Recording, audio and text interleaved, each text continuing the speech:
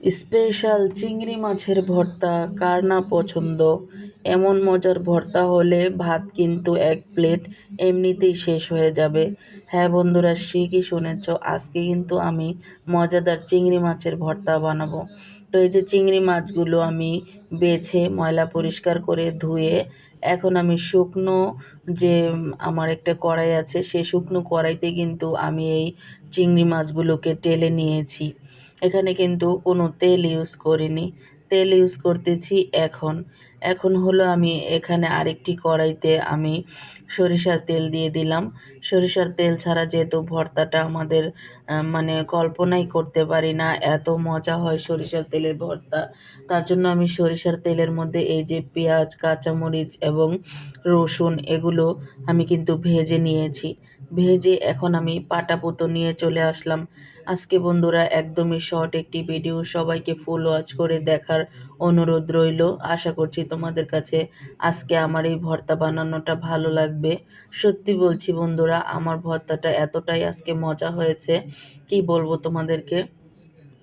তো এই যে বন্ধুরা দেখো, আমি কিন্তু এখন এই ভর্তাগুলো চিংড়ি মাছ এবং কাঁচামরিচ এই দুটা একসাথে করে নিয়ে নিয়েছি।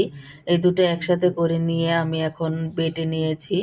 তারপরে আমি কিন্তু এখানে পেঁয়াজ আর রসুন যে বড় বড় টুকরা করে কেটে রেখেছিলাম, কেটে ভেজে রেখেছিলাম, এগুলোকে এখন আমি দিয়ে দিচ্ছি। একটু লবণ দিয়েছি সাথে, যেন তাড়াতাড়ি হয়ে যায়। তো এটাকে আমি একদমই নামমাত্র বাটতেছি, বেশি একটা বাটাবাটি করব না, কারণ ভর্তা অলওয়েজ কিন্তু আদা বাটা ভর্তাটা আমার কাছে সবসময় ভালো লাগে। পেঁয়াজ রসুনটাকে আমি কোনো রকম জাস্ট হালকা করে একটু মানে পিষেছি, বেশি জোরে দেইনি, কারণ আস্ত আস্ত পেঁয়াজ থাকলে সেগুলো খেতে মজা লাগে।